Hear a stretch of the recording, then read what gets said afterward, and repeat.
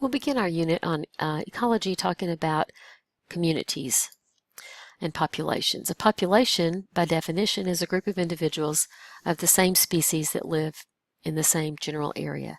These are any members of a species that live in any particular place. The individuals are going to use the same resources that are available there.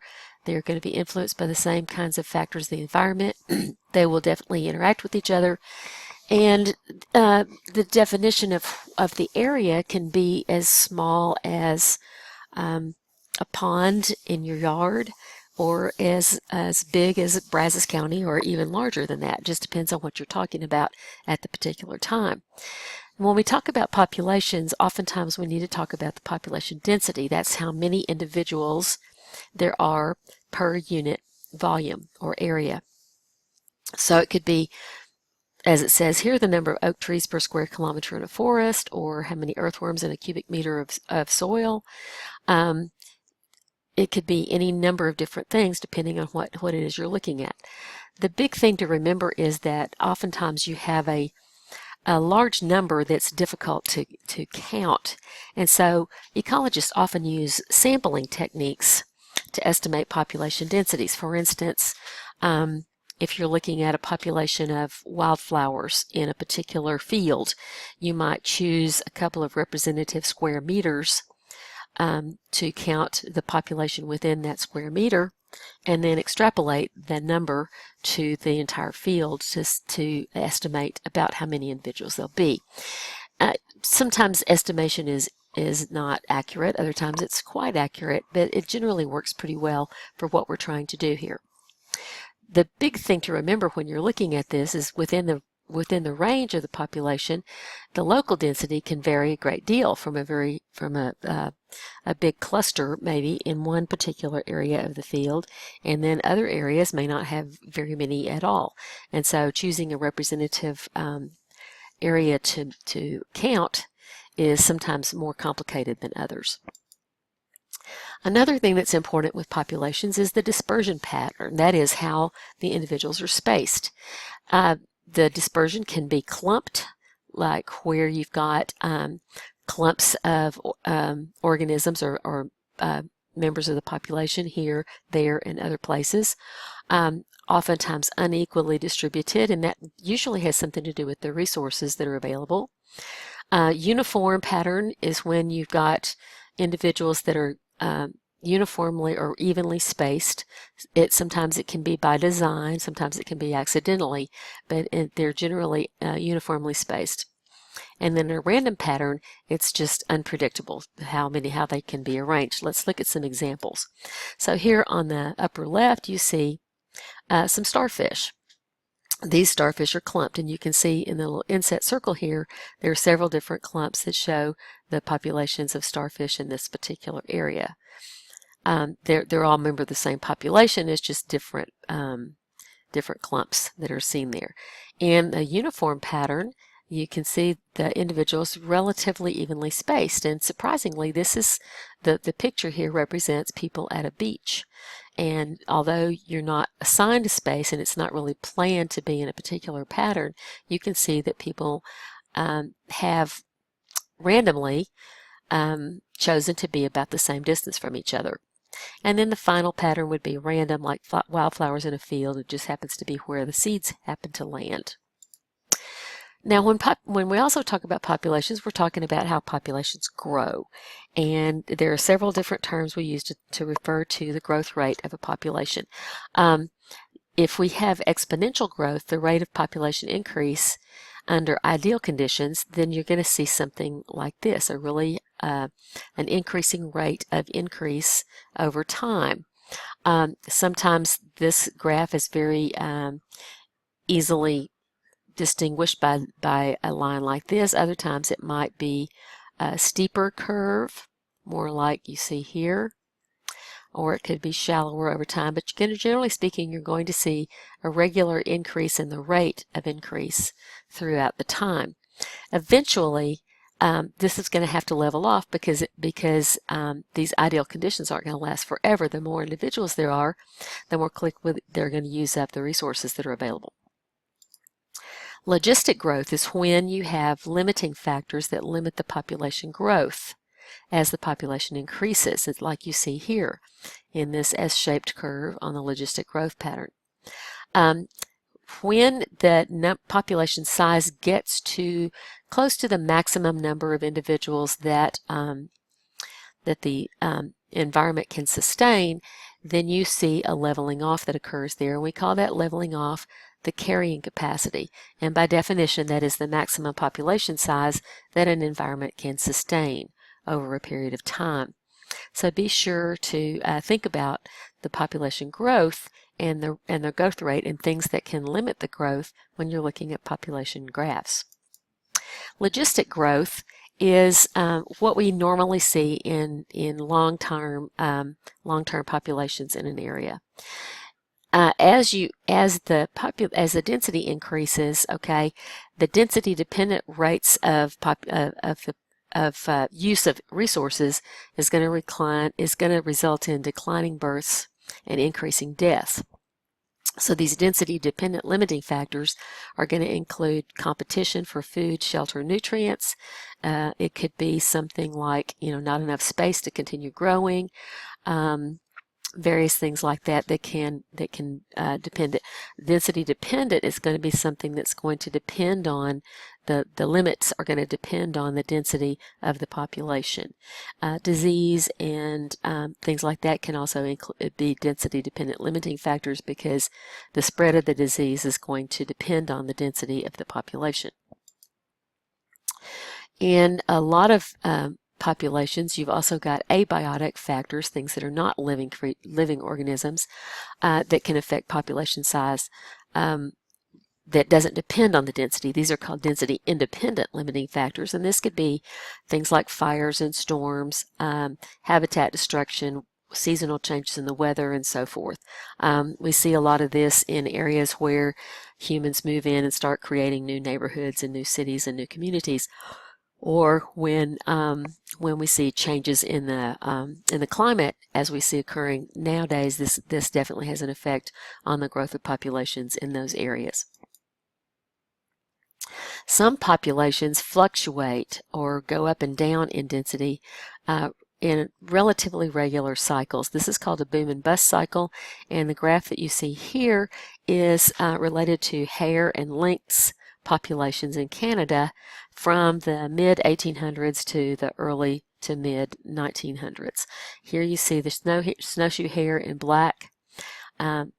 The population goes up and down with regular cycles, and the lynx does too.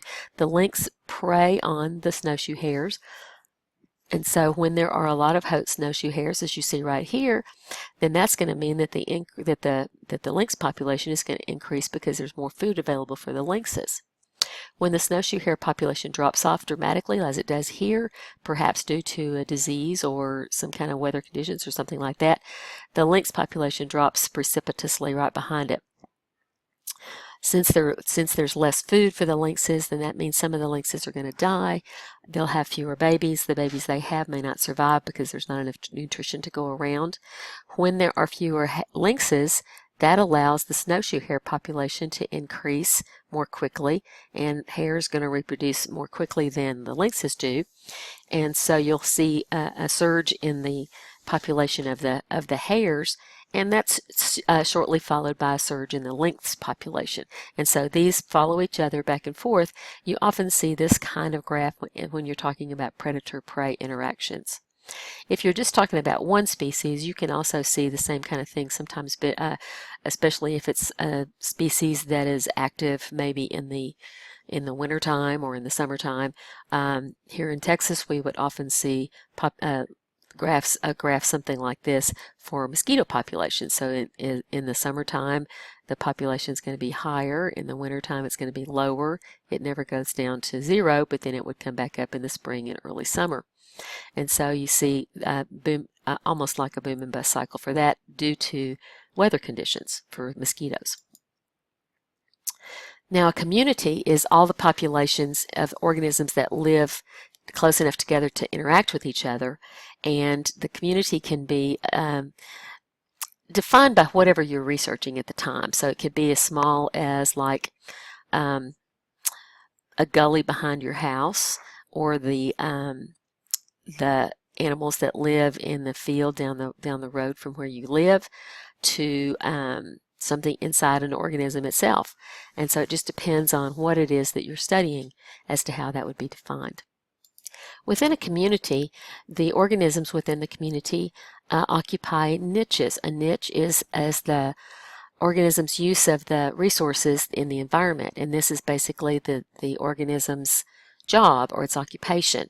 The habitat would be where the organism lives, and the niche is how it lives. When niches of two different populations overlap, you end up with interspecies competition. And that's going to lower the carrying capacity of the populations, both populations, because the resources that one population uses will not be available to the other population, and therefore there will be limiting factors in both populations, and that will lower the carrying capacity of the environment. Competition is when you've got populations that are competing for the same resources, and there are different kinds of competition, including various kinds of symbiosis. Symbiosis means living together, and so when we talk about organisms living together, they usually exhibit one of these types of interactions.